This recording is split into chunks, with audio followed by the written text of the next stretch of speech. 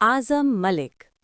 दुनिया की तारीख में बाज़ जंगें सिर्फ मैदान जंग में नहीं लड़ी जाती, बल्कि वो जहनों, मुआशरों और बयानियों के अंदर लड़ी जाती हैं। मशरक़ वुस्ता में ईरान के गिर्द अब जो मंजरनामा बन रहा है, वो भी सिर्फ मीज़ाइलों और बमबार तैयारों की जंग नहीं, बल्कि ताकत, मईशत, जोग्राफिया, नज़रियात और आलमी मफादात की एक पेचीदा कहानी है। हकीकत यह है कि ये जंग कई दहाइयों से तैयार हो रही थी, और आज इसका धमाका सिर्फ फौजी मैदान में नहीं, बल्कि आलमी सियासत के हर सुतून में महसूस हो रहा है। ईरान गुज़िश्ता 40 बरस से एक मखसूस हिकमत अमली पर चल रहा था।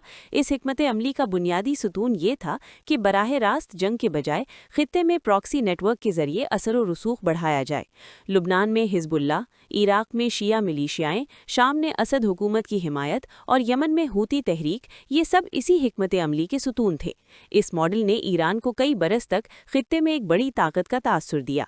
ईरान बराह रास्त बड़ी जंग से बचता रहा, लेकिन अपने हलीफ ग्रोहों के जरिए इसराइल, अमरीका और खलीजी ममालिक पर दबाव डालता रहा। ताहम इस हिकमत अमली की एक बड़ी कमजोरी भी थी। ईरान ने इलाकाई इत्तेहाद बनाने के बजाय प्रॉक्सीज पर ज्यादा इन्हिसार किया। इसके बरक्स दुनिया की बड़ी ताकतें हमेशा ब्लॉक्स बनाती हैं। अमरीका ने नेटो बनाया, खलीज में दिफाई इत्तेहाद कायम किए और इसराइल को अपनी स्ट्रेटेजिक शराकतदारी का मरकज बनाया। चीन ने माशी ब्लॉक बनाया, रूस ने सिक्योरिटी ब्लॉक बनाने की कोशिश की। लेकिन ईरान अपने इर्द गिर्द ऐसे मजबूत इत्तेहादी पैदा नहीं कर सका जो किसी बड़ी जंग में इसके साथ खड़े होते। नतीजा ये निकला कि जब बहरान आया तो ईरान तकरीबन तन्हा खड़ा था। जब मौजूदा जंग का आगाज हुआ तो इब्तिदा में दुनिया भर में एक खौफ पैदा हुआ कि शायद ये जंग पूरे मशरक़ वुस्ता को अपनी लपेट में लेगी। बहुत से तज्जियाकारों ने खदशा जाहिर किया कि ईरान के पास हज़ारों मीज़ाइल हैं, ड्रोन हैं और प्रॉक्सी फोर्सेस का एक बड़ा नेटवर्क है जो खित्ते को आग में झोंक सकता है। लेकिन जैसे जैसे जंग के इब्तिदाई दिन गुजरे, एक मुख्तलिफ तस्वीर सामने आने लगी। अमरीका ने सबसे पहले स्टेल्थ बमबार तैयारे मैदान में आए, जिनका मकसद ज़ेरे ज़मीन तनसीबात और हसास फौजी अहदाफ को निशाना बनाना था। इन तैयारों ने ईरान के अंदर गहराई तक जाकर वो अहदाफ तबाह किए जो बरसों से ईरानी दिफाई हिकमत अमली का मरकजी हिस्सा थे। इसके बाद तेज़ रफ्तार बमबार तैयारे मैदान में आए, जिन्होंने गहरे हमलों का सिलसिला जारी रखा। जब फ़ज़ाई दिफा मज़ीद कमज़ोर हो गया तो पुराने लेकिन ताकतवर स्ट्रेटेजिक बमबार तैयारे इस्तेमाल होने लगे, जो एक ही मिशन में हज़ारों पाउंड असलहा ले जा सकते हैं। ये तरतीब दरअसल एक पैगाम थी। इसका मतलब ये था कि ईरान का मरबूत फ़ज़ाई दिफाई निज़ाम शदीद दबाव में आ चुका है। इसके बावजूद एक हकीकत ऐसी है जिसे नज़रअंदाज नहीं किया जा सकता। अमरीका फ़ज़ाई जंग जीत सकता है, लेकिन हर जंग सिर्फ फ़ज़ाई बढ़तरी से ख़त्म नहीं होती। आबनाए हुर्मुज़ की मिसाल इसकी सबसे बड़ी अलामत है।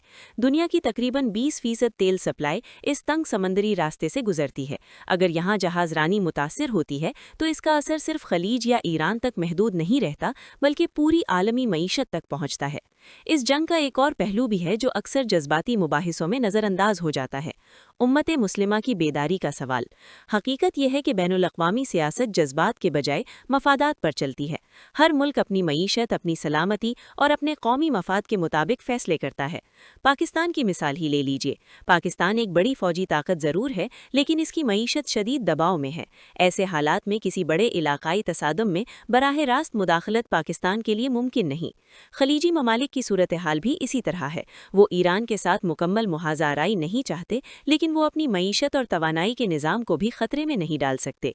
तुर्की अपनी इलाकाई तरजीहात रखता है, जबकि मिस्र और दीगर अरब ममालिक अपनी दाखिली माशी मुश्किलात से नबरदाज़मा है। जहाँ तक बड़ी ताकतों का ताल्लुक है, रूस पहले ही यूक्रेन की जंग में उलझा हुआ है।